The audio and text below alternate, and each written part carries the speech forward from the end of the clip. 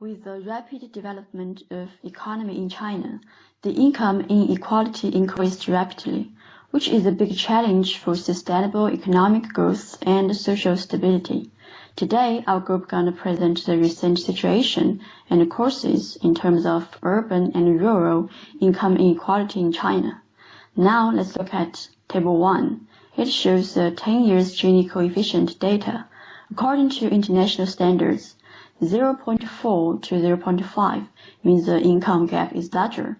Chinese Gini coefficient has declined in recent years, but still above 0.47.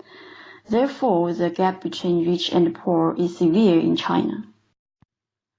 As we can see, Table 2 shows the gap of year 2004 to 2013. We can see the data of Table 2 that the urban and rural inequality of these 10 years shaped an inverted U. That is, the ratio rose at a certain stage and then fell, forming its peak in 2007 and 2009, followed by a continual falling, which could be a consequence of government's administration to forced urban and rural integration.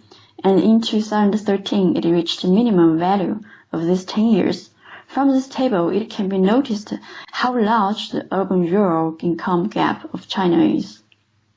Okay, thanks for Lu's great introduction and description of the state of Chinese urban-rural inequality. Yes, as she said, the problem is very serious now. But why? What are the causes of such phenomenon?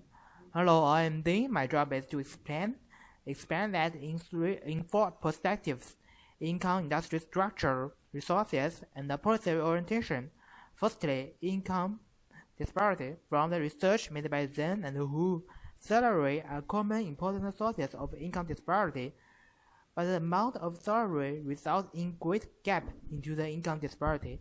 The quantitative result is above 85%, never below. Secondly, the inequality is due to the difference of industry structure. As in traditional agricultural country, Chinese industry has depended on farming for thousands of years. Also, it has totally changed in the city, but for the rural areas, the change is little. The second and third industry is real in the rural areas. And thirdly, the resource gap has great effect. It shows it in many ways: hospitals, environment, legal issues, but the most influential is in the education expenditure, which decides one's future mostly. According to the official data, the relationship between income and industry in education spending is clearly: the expenditure of education distributed to an urban student is forever more than 1 time that of a rural student.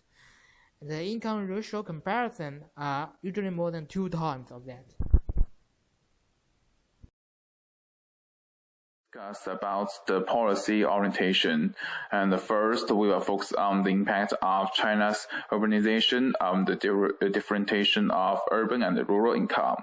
In rural economy, the labor force will follow as long as the expected income gap between urban and rural areas, and while the labor force will reduce the income gap through the equalization of factor compensation.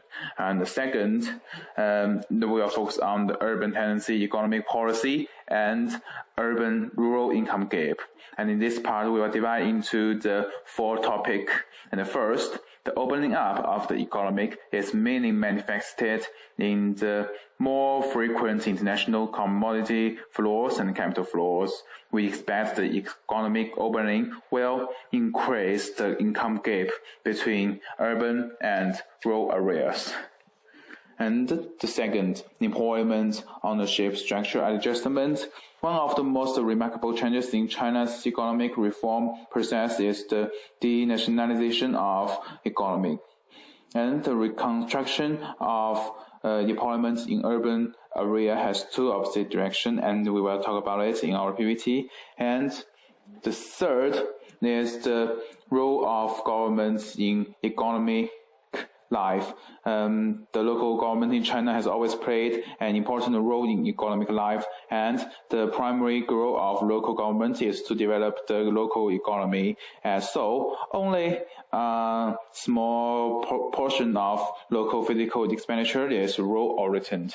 And so the last part is the structure of physical expenditure, and we will discuss about two parts. Is the capital construction, appropriation, and supporting the expenditure on agricultural production and business. And these two will really conducive to agricultural development and increasing the farmers' income.